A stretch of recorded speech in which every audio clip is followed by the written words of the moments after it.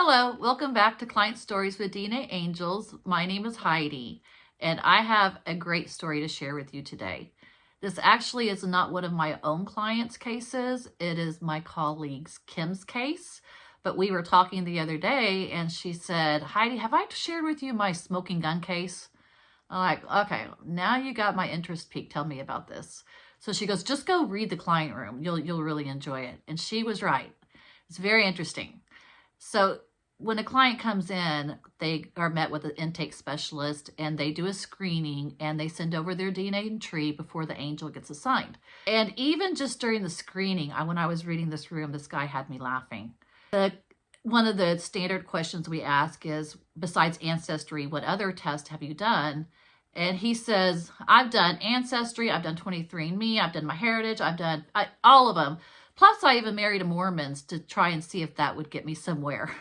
I thought that was funny. So Kim gets to work on the case, and Stephen, who I'm going to call it, their client Stephen, he is what we call an NPE, which stands for not parent expected or non-paternal event. Stephen's mom told him later in life, it was about 4 years before she passed away, she told him that, hey, I think that, and I want to say, how am I going to say this? She was a free spirit, Stephen's mom. And I think she was a bit of a hippie. She was a musician. She was a singer. She hung around, rock and roll and peace and, love time. And as Stephen got older, I think they participated in some of the peace talk, if you know what I mean. So during one of those peace talks, his mother had said to him, hey, I think your dad's not your dad. There's a good chance. He's like, what? And so she got out this record album and showed him and said, I think this is your dad. And so it was a band, the lead singer of a band. And Stephen really didn't do much about anything until about 4 years later, his mom passed away.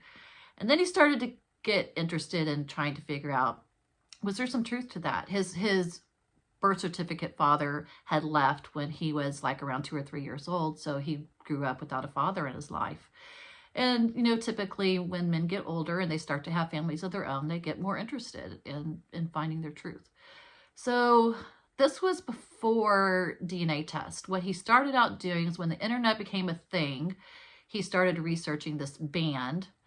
And as he, time went on, there was YouTube, so he was able to see some YouTube videos of the band, and he did some Facebook stalking once that became a thing, and he ended up reaching out to this family who he thought was his biological father. And this was COVID times, and he said it was really inexpensive to get an airplane ticket. So he said it was like $300 round trip. So he decided one weekend, I'm just going to go and spend 3 days and meet my family. So he did.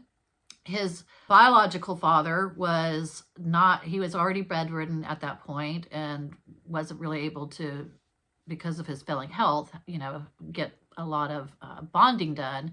But he did with his stepmom and his half siblings that he thought at the time were his family.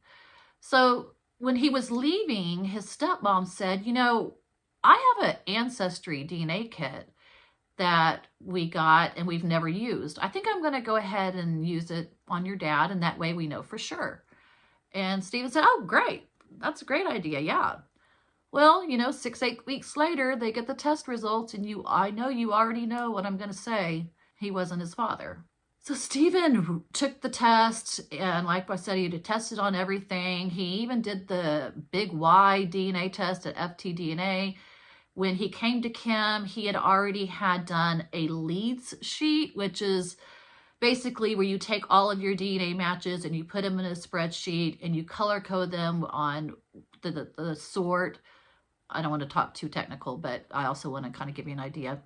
He'd also done a WADO, which stands for what are the odds, and this is where you place your DNA matches into a tree, and it gives you where the biological father should land. According to the other DNA matches, he had a Watto. He had an extensive tree. He had done all kinds of work, but he just couldn't put the puzzle pieces together at the end. He just couldn't get over the finish line. So Kim had told me when we talked on the phone, she had told me that the paternal grandfather matches were great. Well, not great, but they were doable. But the DNA to the paternal grandmother side was the hard side. So she did land on her set of Merkas, the most recent common ancestors. She knew that the biological father was going to be underneath them. So she sends him a picture of who she thinks is the person of the most interest that was at the right time, at the right place. And we're going to call him David. And so she sent Stephen a picture of David and David's information. And she says, this is where I really believe this is who your biological father is. And Stephen said, no, I don't think so. I looked into him and I reached out to one of my DNA cousins and they said he's not a musician. And my mom only hung out with musicians. So I don't think it's him. So Kim said, okay, well, let me just keep digging. And Kim's like thinking, I know I'm right. Even though that's weak to the grandma side, I really have a feeling about this that I'm right. So she puts on her detective hat, and she gets out her wand and starts doing her thing. And she comes across the smoking gun. This is the smoking gun. She found a newspaper article that lists Stephen's mother, David, Stephen's mother's best friend, and David's best friend, where they had spent 3 days in a hotel. They went to check out at the hotel. They gave a bad credit card. The police were called and they were all arrested. But this put Stephen's biological father and mom at the same time, at the same place, and in a hotel of all things. And even in the newspaper article, David said, hey, I just thought I'd have one last fling before I go off to the war. Also, they did some math, and the math was mathing. So Stephen was conceived during that hotel rendezvous. And it ended up that the mom's best friend and the other guy, they ended up getting married and having a baby. So out of that 3-day hotel event came 2 babies and a marriage. But it also turns out that he was a musician, that David was a musician. It's just the DNA match that he'd reached out to wasn't aware of that. So Stephen has reached out to the family. The biological father has passed, but he has reached out to the family, the siblings, and it's been great.